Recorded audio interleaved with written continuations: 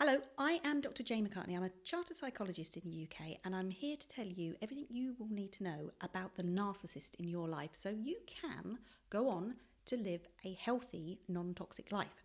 In today's video, I'm going to talk about a really interesting subject about narcissists being addicts. Now, before I start, if I could ask you to, if you get anything from this video, to like, subscribe, leave some comments below, because the more people that find out about narcissists, the better. So narcissists as addicts. Now, of course, if we think of normal addictions, drugs, booze, gambling, shopping, eating, whatever, there's lots and lots of addictions. And I'm not saying that narcissists aren't addicts like that, but what they are chiefly and primarily addicted to is the supply that they get from you and other people in their life. Now, I often, on my other videos, you'll notice I often talk about narcissists as being orbit people. They are the centre and everybody else has to go around them. And what they're doing is they are taking and leeching the supply from those people. Now, when we talk about the narcissistic supply, we're talking about them being made to feel good. They have a fragile little sense of self, a fragile ego. And if they can surround themselves and bully people into it, coerce people into giving them a supply that just maintains that sense of self, that fragile sense of self, that's what they are after. It has to be about them controlling you. It has to be about them being powerful. It has to be about them. I often say that the three most important people in a narcissist's world are me, and me. And to get that supply, to get that boost, to be thought of and to believe that that other person is thinking of you as the most important person in the world is just something that narcissists are addicted to. And it would be the same as if we sort of just touch on a tiny little bit of, neurology. The bit in the brain that gets excited when I don't know, we'll just use sugar. You have too much sugar, you'll have a sugar rush, because there's that little bit in the brain that will just get heightened, and that's hence why people kind of want to repeat the same pattern over and over again. And narcissists are exactly the same. If they feel that they have got their own way about something, then they get that heightened little bit just kicking off in their head, that then they want to repeat. They want to repeat that feeling of pleasure. They want to feel, euphoria. Whatever it is they feel neurologically, they will want to keep repeating it because they are addicted to supply.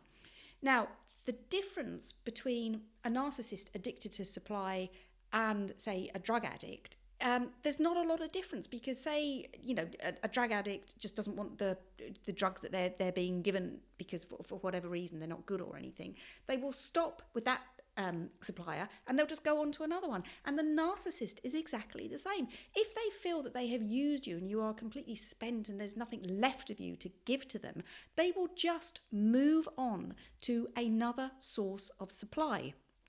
But they will sometimes tail back, because narcissists never quite like to burn all of their bridges, because the new person that I've moved on to might quite not be giving me exactly what I got from you, so I'm going to keep you holding there. And I've done videos about healthy relationships or healthy you after a narcissist, and I'll stick it in below and I'll above as well, because I think that is a useful goal and thought to have in your mind when you do break up with a narcissist, because you're no longer giving their supply, that you need to move on, because they will be back. If they think that they can get a little bit more from you, they will be back. And I have had people in my counselling room that have over and over and over just picked up with the same narcissist over and over again, or they have picked up with the same narcissist but a different person, if that makes sense. So yeah, it's not exactly the same person, but the person that they've gone with and got in a relationship with have got the same characteristics, they've got the same traits. So be very careful of the type of person that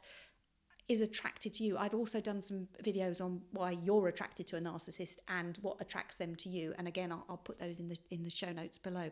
So it's really important that you make this understanding what a narcissist wants from you. It may not be obvious. It is with some narcissists, very overt, you give me what I want and I'm demanding it from you type narcissist.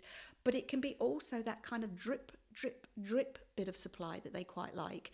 that they get from you, and you don't even know that you're doing it. Things like, I'm thinking about somebody that used to go out shopping, and he would buy the certain type of food that he didn't particularly like, but he knew that his quite domineering and quick to anger wife did like. And he found himself, he said, after many years, when he finally broken up with her, he said it was just such a pleasure not to have to eat this certain type of food, because I just didn't like it, but I did it for her. And from that, because she was being made to feel that she was the most important and special person, she was getting supply from that. She didn't really care that he may not have liked that food. She didn't really care enough, but it gave her a certain supply. And the fact that he just kept doing it, to her, well, he must like it, otherwise he wouldn't do it. That justification that narcissists have.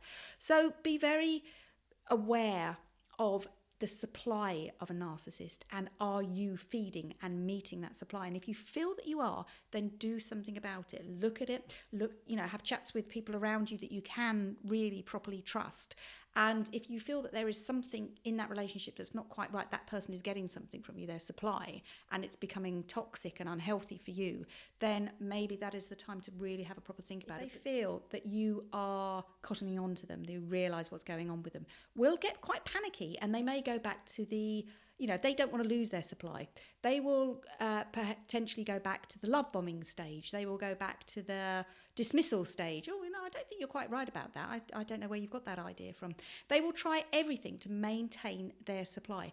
And what you must do when they do that is, one, be aware of it, and two, do not fall for it. And what you need to do around not falling for it, have your friends around you, have your family around you, have people around you that care for you, that love you, that can support you. And if you have to break away from that narcissist, and it might be that, you share family together, you share, it's a work thing, or you share, you share a house or anything, but having that goal about moving beyond that because you've realised what's happening is really, really important. So have that around you, because they will try it on. All narcissists do not like to lose their supply. So they will try it on. You may have the occasion where they have moved on to somebody else because it's a fresh supply, but they'll always keep you there. Remember, they will always try and keep you in their life just in case they need to have to come back and feed you. Some people like narcissists and their supply to vampires and blood.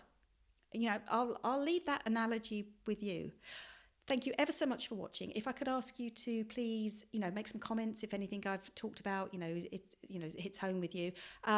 Make some comments below. That'd be really great. Like, subscribe, because the more we can get these videos out, the more people are aware of people in their lives that are narcissists, and just the better it will be. So thanks ever so much. Please do take care, and I'll see you again next time.